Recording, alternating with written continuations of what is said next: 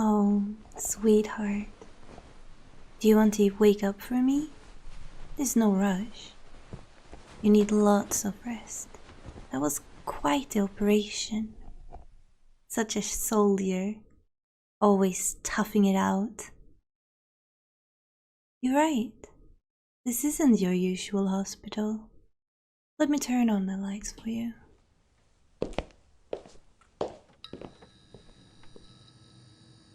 Now, you're still very sick. You need to stay in your cot. Doctor's orders. Or my orders, I should say.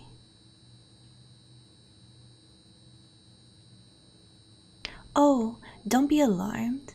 It's still me.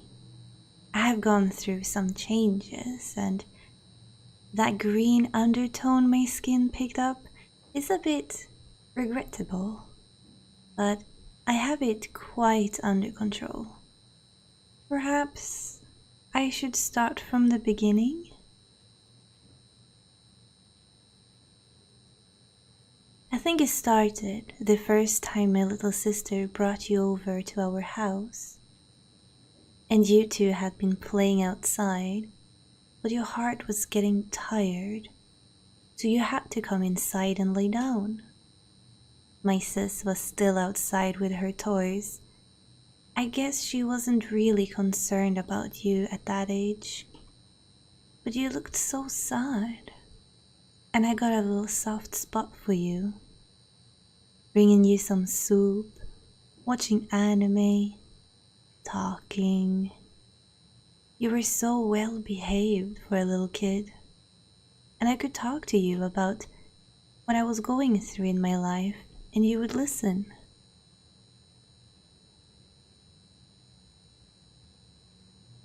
I would tell you all about my crushes, and you would tell me about going in and out of surgery for your bad heart. I didn't think that was fair. Such a cutie with so much emotional intelligence should have a heart failure, of all things.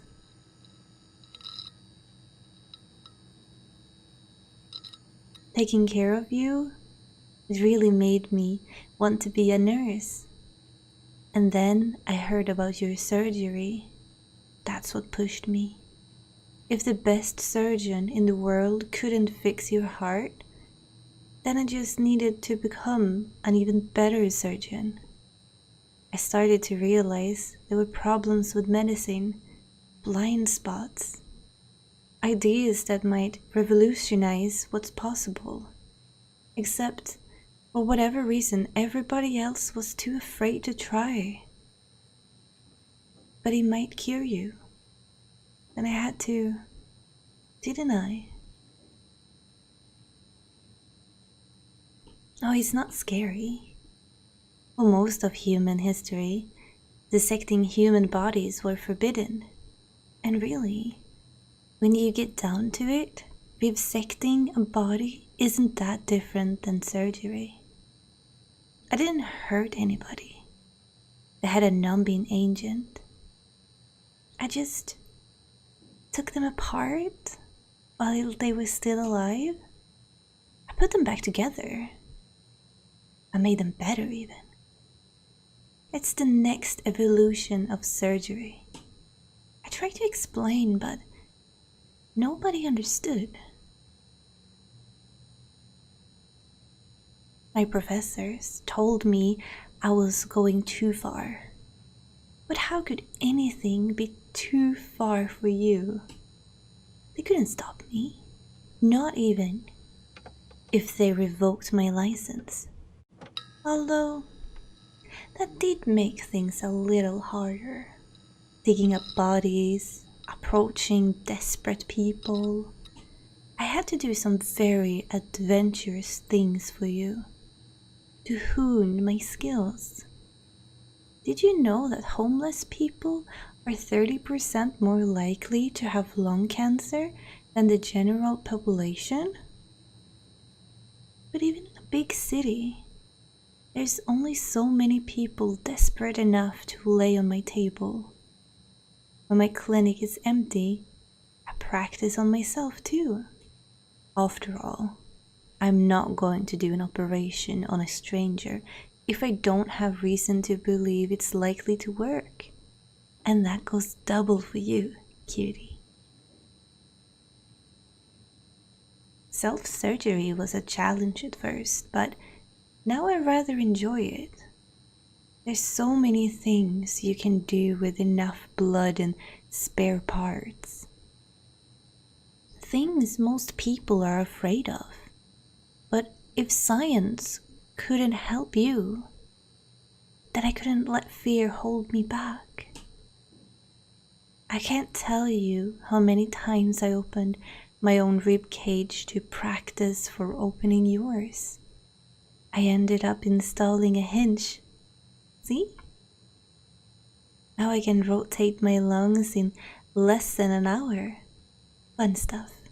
I love taking a long weekend and playing around with my spine. Oh, and I'm pretty close to figuring out how to socket in a second pair of arms. And once I do that, operations should take much less time. And time is blood after all. And I have so many ideas, drawings, anatomies that could be. I wouldn't say that I've reached my potential yet, but at a certain point, perfection is a vanity. I just couldn't wait to see you again, fix you. I was certain I could get your heart to behave, get you out of that nasty coma. So I called up some of my friends in organized crime. They took you out of the hospital in a body bag and I checked you into my clinic. I was so happy I could kiss you. Mwah.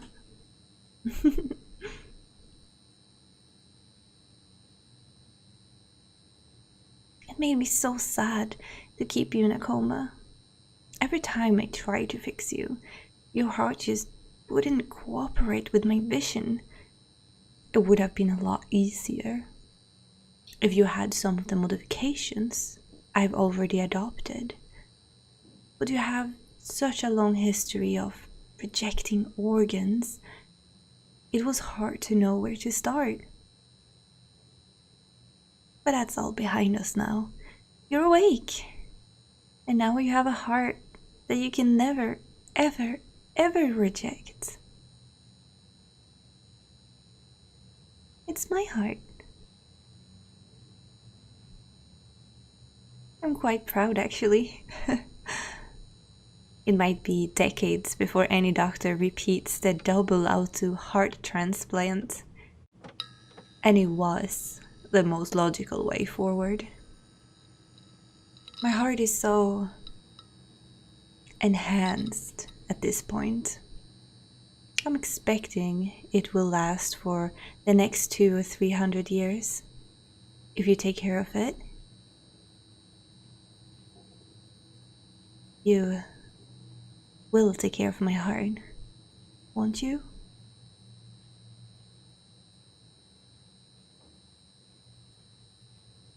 Oh, thank you, sweetie.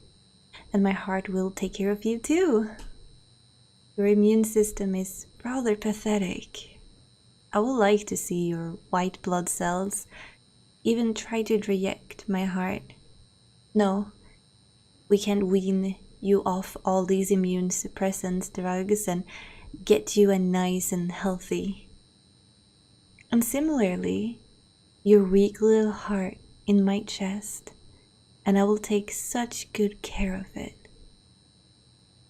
I'm going to give it, what do you call it? Tough love? Right now, I'm using muscles in my chest to force it to beat properly.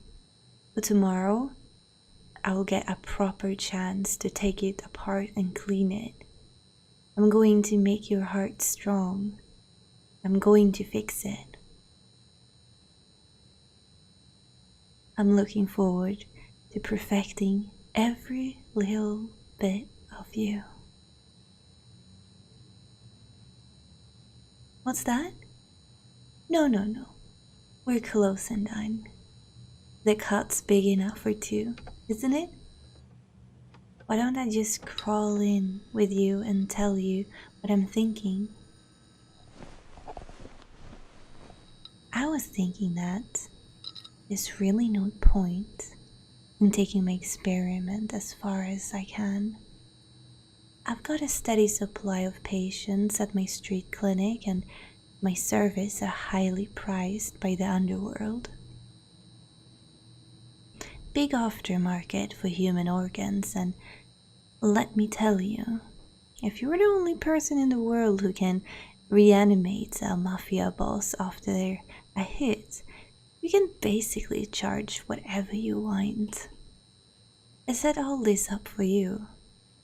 And now, it would just be a shame if you had to go back out into the cruel world when I can take care of you instead.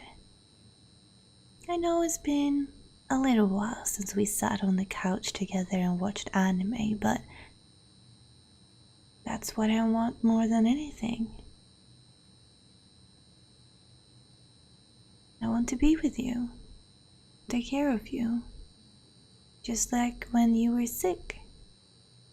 And I knew it was my destiny to heal you. That's the paradox. That I need you sick, and I need to heal you. But it does have a solution. One that will have you constantly needing bed rest so I can dote over you. I'm going to put you under the knife. Every single day. Mwah.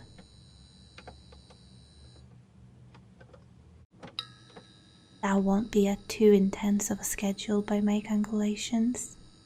You will get up real early in the morning for your operation, and I will take apart your hands, your eyes, or whatever I feel like working on, and I will tinker around and make you all better. Then you can take a nap while I deal with my other patients, and around dinner time I will make you a nice liquid diet to keep your strength up. Although I could just cut up your guts and put food in there directly, I really like the idea of spoon feeding you again. You're not ungrateful, are you? Oh no. I don't suppose that will leave much time for seeing your friends or family. That's okay. I've been obsessed with you for years now. Surely you can spare a few decades while I have my fun.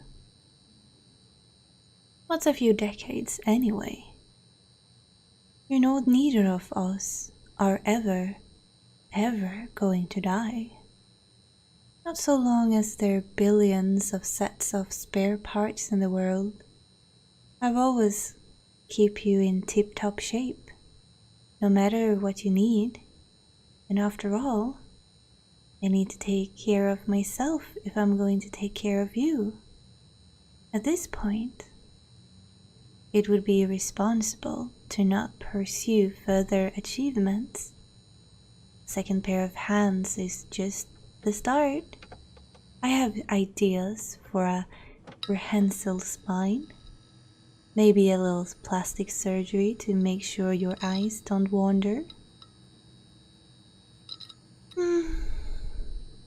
We will harvest just what we need to live comfortably. Kidneys to keep us feeling young, livers so that we can have lots of chemical fun together, bones and muscles and fat. To me, they're all seeming like so much raw material. We can be whatever we want, or whatever I want. I can make you taller, or shorter, stronger, or weaker. If I ever get tired of handcuffing you, I could just detach your nerve system. No, not a good idea. Instead, how about I install a second brain stem that controls your heart and lungs, and then you would stay healthy, even if you were completely paralyzed. Wouldn't that be so fun?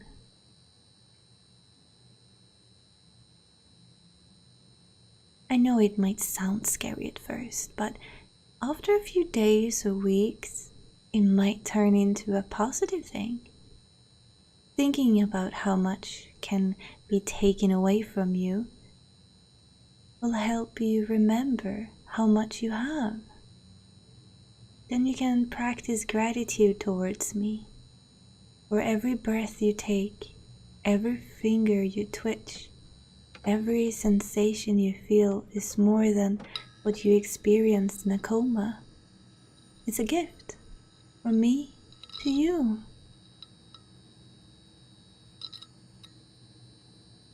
And if that's not love, I don't know what is. I forgot to ask, are you squeamish? Because if you're not, I would love to talk to you when I operate. So many of my techniques are secret, but there's nothing for me to hide from you. I would confess all my secrets to you, just like I always have. You're the only one who never hurts me, and who can never leave me. You will always be my good listener. Now that you've been up for a few minutes, I'm going to give you a mild sedative. Don't worry, it goes straight into your IV line. I remember how you feel about needles. Oh, I'm not going anywhere. I'm going to stay here, talk to you in your sleep, and I will nod off in a little bit.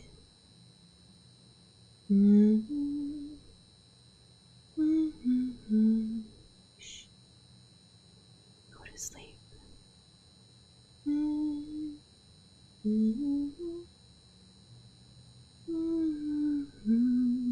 Shh. It's okay.